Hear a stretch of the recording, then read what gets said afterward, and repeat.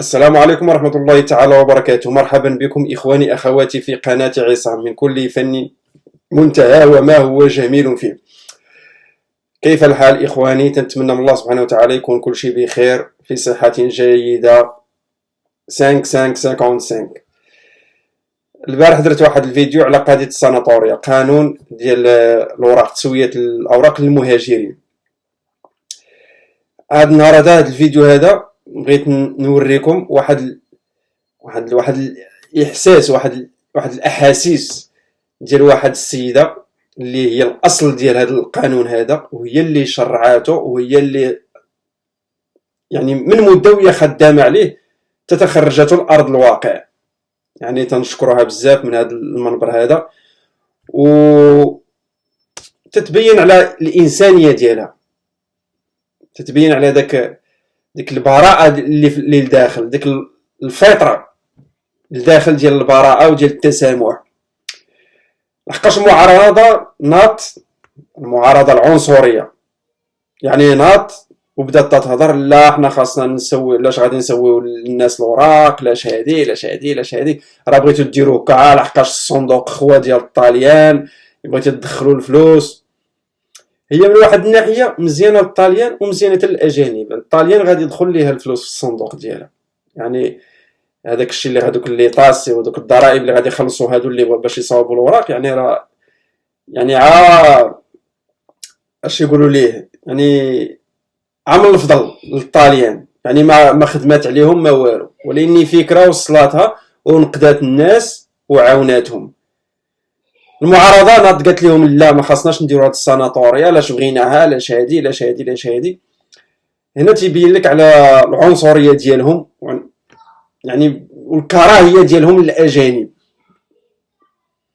يعني الا جينا نشوفوا راه كل بلاصه كل ارض يقول لك راه فيها الحجر والطوب. الحمد لله كاين الطوب بزاف، الحجر كاين عشويه. وهاد الانسانه هذه من هاد الطوب هذا، ومن هاد الطوب اللي رطب من الطين اللي خرجت هذا القانون هذا، وشكرا ليها بزاف.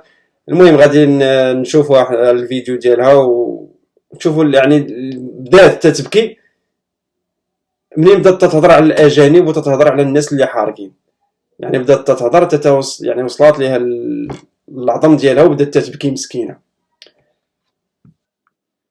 che voglio richiamare e che per molti può essere considerato un punto non un punto accessorio, per me, per la mia storia, è un punto fondamentale. E mi riferisco all'articolo 110 bis, l'emersione dei rapporti di lavoro.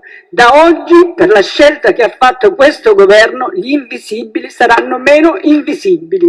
Quelli che sono stati brutalmente sfruttati nelle campagne o anche nelle così false cooperative, dove venivano date persone in prestito per lavorare nelle famiglie, per lavorare come badanti, come colf, non saranno invisibili perché potranno accedere a un permesso di soggiorno per lavoro e noi li aiuteremo ad essere persone che riconquistano la loro identità, la loro dignità, perché abbiamo fatto una scelta chiara. Io su questo voglio ringraziare il Presidente, voglio ringraziare la Ministra Lamorgese che è stata una compagna di viaggio molto واحد السيد اللي عنصري اللي يعني ضد الاجانب، راه معروف، راه لا داعي لذكر الاسم ديالو.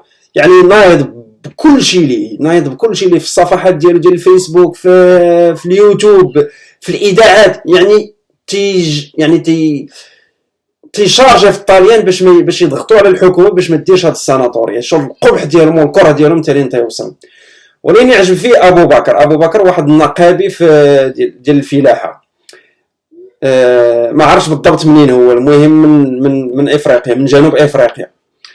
اشنو قال ليه؟ يعني واحد الكلمه قالها لي، واحد الجمله بقات في يعني في الدماغ ديالو. اشنو هي الكلمه هذه؟ قال ليه اودي يا فلان، انت تهضر ديما في الاذاعات وفي المكتب ومبرزت الوقت على سميتو ما بغيتيش الاجانب يصاوبوا الاوراق ديالهم. قال لي قفض على يديك ولبس ستيفالي، يعني لبس البوط ولا البوتيو. قال لي واش يدخل معنا الكامبو، حيد هاد السلعه هادي حيدها انت اللي تهضر على الاجانب بالطريقه هادي الخايبه. قال لي يلا قفط على دراعك ودخل عندنا حنايا الا بغيتي الهضره ما عندنا ما نديرو بها. المهم ضروري كاين هاد المعارضات اللي يعني اللي خدامين على الاجانب، وهما تيطلعوا اصلا على لحقاش تيهضروا على الاجانب بصفه خايبه. يعني هذوك فاش يهضروا مع الاجانب بصفه خايبه كاين الشرف هنا، كاين العنصريين تيصوتوا عليهم وتيطلعوا، وما شي حاجه اخرى راه لا غير. ايوا لا اله الا الله، هذه وحده اخرى ضربه اخرى ثاني جاتو الراس. الحمد لله. يلا السلام عليكم ورحمه الله تعالى وبركاته في فيديو اخر ان شاء الله.